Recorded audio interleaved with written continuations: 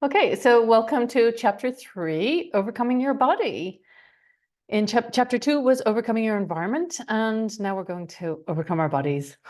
This is such great information, and it will really help you, I believe, to overcome your body. So to quote Dr. Joe, and this is not from Dr. 3, this is not from chapter 3, but it is a really beautiful quote and reminder of why we're learning this information. When one holds a dream independent of the environment, that's greatness. Okay, so the chapter starts out talking about thinking greater than how you feel. To change is to think greater than how you feel. And Dr. Joe says that if you're, we never change if we cannot think greater than how we feel. So if you're not prepared to overcome yourself, it's not going to work. You've got to think greater than how you feel. This means that when you're feeling miserable, that's your opportunity to practice thinking greater than how you feel and generating a different feeling. We are like machines. Actually, when I was reading that chapter, I thought we are exactly like machines. You know, we can change your thinking, and you change your feeling, and you change your life. It's very exciting. So let me just read I took a photo just of some of the text that I wanted to share with you. But years of thinking certain thoughts, if we're thinking thoughts for years and then feeling the same way, and then thinking equal to those feelings, the hamster in the wheel, thinking equal to those feelings creates a mesmerized state of being in which we can emphatically declare our I am statement as an absolute. That means we're now at the point when we define ourselves as this state of being. Our thoughts and feelings have merged. And that's dangerous. So, for example, we say, I've always been lazy, or we say, I'm an anxious kind of a person. So catch yourself if you're saying those, because we are here to break the habit of being ourselves. So that means letting go of the old habit and the old programming. So, oh, I'm not really good with computers. I'm not really good technically. Oh, I was never really good at sports. Correct it. Actually, what I say if I catch myself is rewind, delete, and reset. And then I say the new what I want to believe, right? Because our brains are a program. But unfortunately, 95% of that program is quite solid by the age of 35, but we can override it through meditation and mental rehearsal and thinking greater than we're feeling. And I think that's very, very important. We never change if we cannot think greater than how we feel. I can't remember how Dr. Joe worded it, but basically it's like he's saying, in essence, you might as well give up if you're not prepared to do that. And our ego comes in. Our mind is so stubborn, and it's like, I'm not going to think greater than how I feel because I want to feel what I'm feeling, and I feel angry, which, it's okay for a couple of minutes, but if it keeps on and on and on, then it's like, okay, maybe it's now time for me to think greater than how I feel. Let me try it out. Let me try that thing out that's supposed to change my reality. Okay. Why it's so hard to change. Again, I thought it's best to share directly from Dr. Joe. He says, you no longer need to think about the past event to create the feeling. Right. He's talking about, we have memories, right? And if you're angry with somebody, you no longer need to think about, if you've been thinking about something for 20 years, and you've practiced thinking and feeling and thinking about suffering, and you no longer need to think about the past event to create the feeling. You can't seem to think or act any other way than how you always feel. You've memorized suffering. This is really important information. We have memorized suffering as a collective by your recurrent thoughts and feelings, those related to that incident as well as other events in your life. Your thoughts about yourself and your life tend to be colored by feelings of victimization. That is a huge red flag. When you're feeling like a victim, catch it.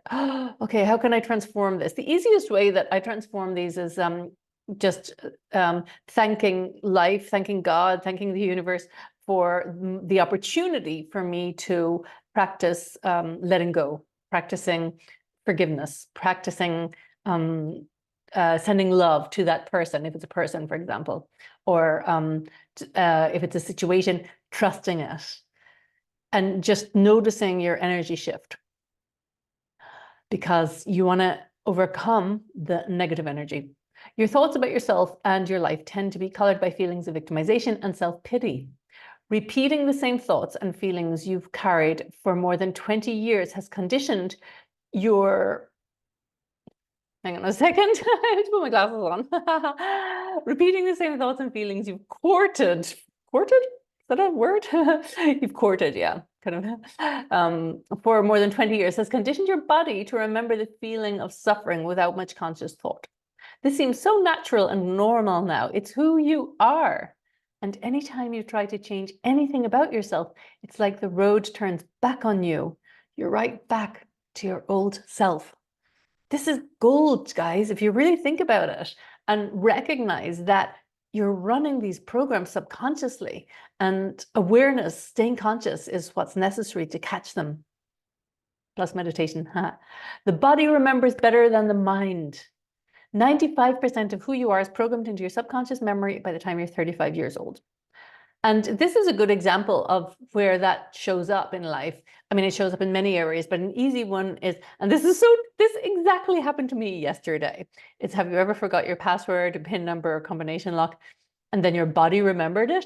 Yesterday, I couldn't remember a password, but then I typed it and I remembered it.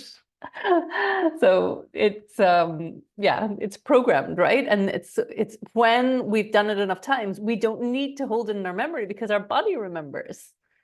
Yeah, so we're memorizing a feeling. So let me just go back to this last slide and again read. You no longer need to think about the past event to create the feeling, right? The feeling is in the body. You can't seem to think or act any other way than how you always feel. You've memorized suffering by your recurrent thoughts and feelings, those related to that incident, as well as other events in your life. Your thoughts about yourself and your life tend to be colored by feelings of victimization and self-pity. The important point here is that we memorize the feeling, just like we memorize passwords, yeah, in our body. We memorize them. So that's really important information. Bear that in mind as I skip. It's very exciting. So the body is addicted to the chemicals of stress in your body. Well, it's addicted to all, whatever it's been experiencing, right? And as a collective, it's usually stress. Yeah, we're in survival mode. So we're, to protect ourselves, we imagine the worst case scenario, and that's what we prepare for. So we are generating the hormones of stress, like adrenaline in our body. The adrenal glands produce adrenaline. Take the emotion of guilt, for example. Comment below if you are a Catholic and you have beautiful guilt programming, that Irish Catholic guilt. I definitely have it. So trying to end your guilt pattern brings up a resistance in the body. The body memorizes it because it's not getting its fix. It's not getting its chemical fix. We're addicted to these chemicals. It will send messages to your mind so that it can get its hit. It's desperate. It wants to get its hit. It's a drug addict. So this will, for example, show up as awfulizing. I loved that term. It's from the book Awfulizing. And yeah, have you ever awfulized yourself? If the body has become the mind, we will always fall prey to how we feel. If the body has become the mind, we will always fall prey to how we feel, right? So those feelings are not a reliable barometer if we want to change. You have to think greater than how you feel. So I gave a masterclass yesterday and I was sharing about emotions, and I was saying, not, you know, sometimes we have to just take the emotion out of it and do what we need to do. But this is really, you know, thinking greater than how you're feeling. It's really not giving too much credibility or attention to those emotions. Think greater than how you feel if you want to change, But that's why change is so hard. We're so resistant to it because we're addicted to suffering. We're addicted to those patterns. They've been there a long time. And I think that's really useful to help us to understand, you know, and not be so judgmental of others as well, to be compassionate, you know. It's addiction. 95% of illnesses are lifestyle related. Only 5% of conditions are genetic. So they're mainly caused by chronic stress and toxic factors in the environment. Our genes do not predict our health outcomes. And Dr. Joe he shares about a twin study. They were identical twins, they had the same genes, and they had totally different health records. And it's not just due to the environment, but to their internal state. It's possible that one of the twins was the victim of abuse or something like that, but something in their state caused the different health records. Did you ever wonder why this is in chapter 3, and I was like, yes, I always think about this, why medical staff are not continuously sick, despite being in daily close contact with sick people. Your internal body state rather than the external environment is the reason why. So what I love to say, actually, and I used to say it during COVID, I'm not available to catch COVID. I'm not available for it. The power of the mind. If you're in fear and like, oh my God, I'm going to catch it. Oh. Do you think that's going to impact your state and possibly you getting COVID? I did get it in the end, but yeah, I was one of the last. Okay, proteins. Now this, honestly, you know why it's taken me so long in this book to review? Not to review, to summarize. I'll give it a top class review.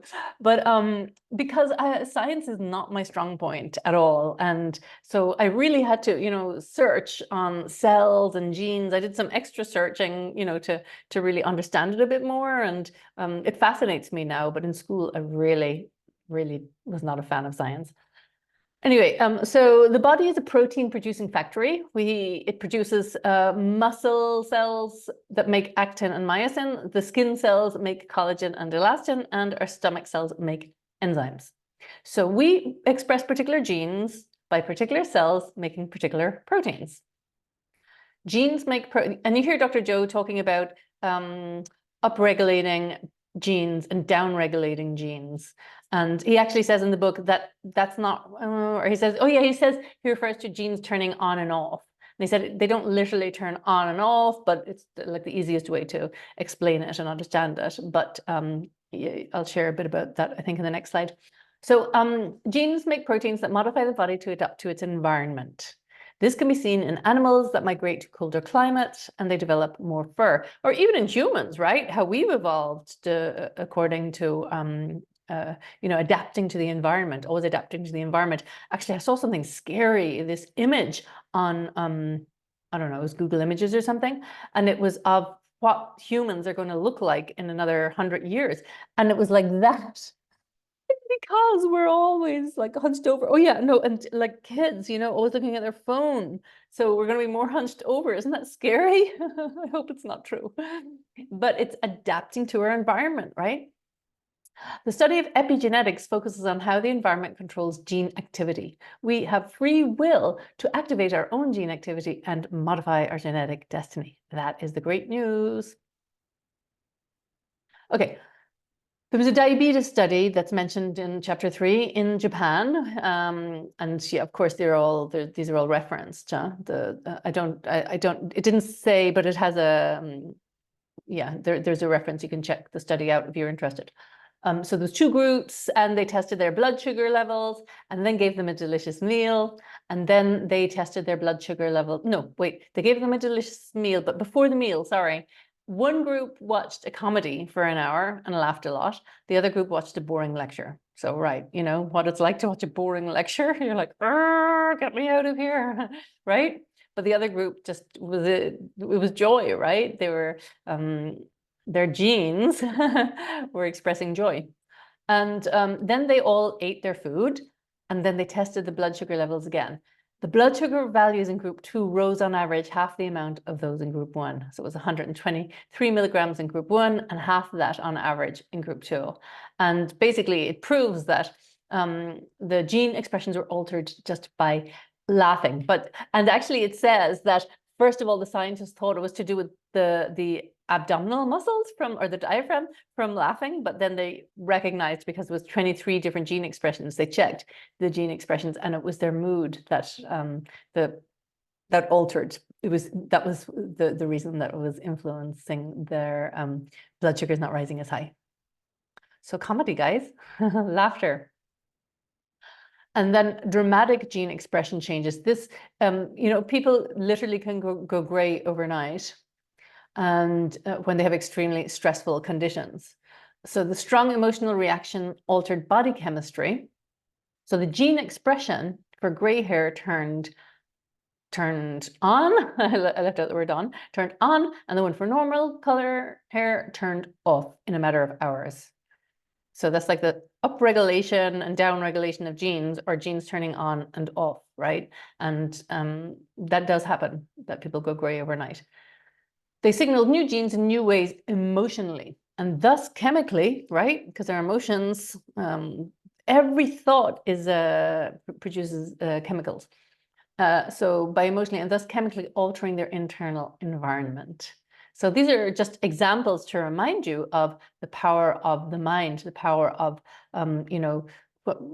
when your thoughts and your feelings, how that affects your body. But you know what? I'm sorry, just to, but you could say, oh, and it's like, that's a lot of responsibility then, isn't it? It's like, I have to think right and I have to feel right, or else I'm going to be sick. But the fantastic news is that it's so reversible. I mean, there's so many testimonials that show that by meditating and elevating with an elevated emotion and with the vision of health, or the vision of wealth, or the vision of love and connection, whatever you're manifesting, with that elevated emotion, that the body changes, and not only the body, but your life changes and synchronicities happen. So that's the exciting part. It's like if you can cause illness in your life through your thinking and your feeling, you can cause wellness through your thinking and feeling. It's that simple. The mind produces a quantifiable effect. It's measurable. So I love this study in the 1992 Journal of Neurophysiology. There was 3 groups. There was a control group, and then one group for this must have been tedious, for a whole hour, every Monday to Friday for 4 weeks. They had to, on their left hand, they had to contract one finger. I don't know which finger it was, but imagine doing that for an hour a day. So they had 20 whole total sessions. The second group, I would definitely have preferred to be in the second group. They just mentally rehearsed it. They didn't do anything to their finger. They just mentally rehearsed it. I'd love to know which finger it was. Anyway, I should check the study out because it's referenced. So group 1 had a 33% increase in strength, of course, compared to group 3, who did nothing. And group 2 had a 22% increase in strength. I mean, that's incredible. I just love this evidence. So that's quantifiable evidence of the power of the mind and how it affects our bodies. And there's been similar studies that I've shared about that also. So to summarize chapter 3, when you have thoughtfully rehearsed a future reality until your brain has physically changed, that's what we need to do, guys. We need to physically change our brain, because remember, those programs are running, and we've got to overcome ourselves in order to change our brains, overcome, so choosing new thoughts.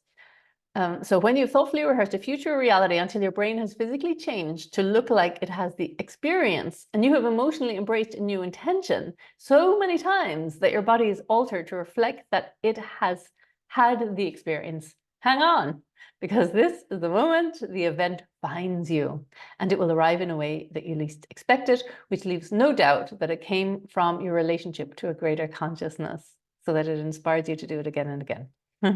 So that's the text suddenly gets larger because it was on 2 different pages. But that's the summary of chapter 3. And I just want to go back to the start, because to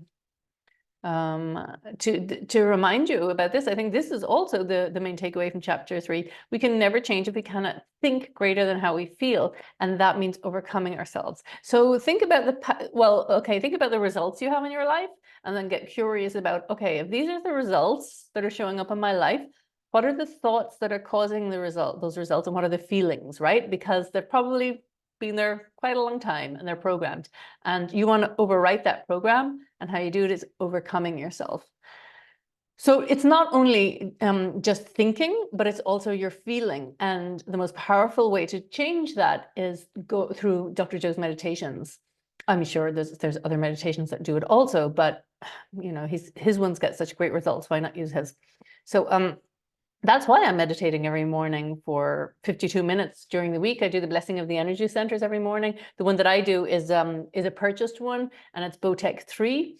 So it starts with the breath, his famous breath, and then it's I bless the energy centers, and then I just trip out, man. It's such a great feeling, and really connected to my vision. So I'm visualizing the reality that I want and feeling it. That's the most important thing. I really look forward to my meditations now, and that wasn't always the case, but I really look forward to them now. And if you watch testimonials, you'll hear them saying that as well.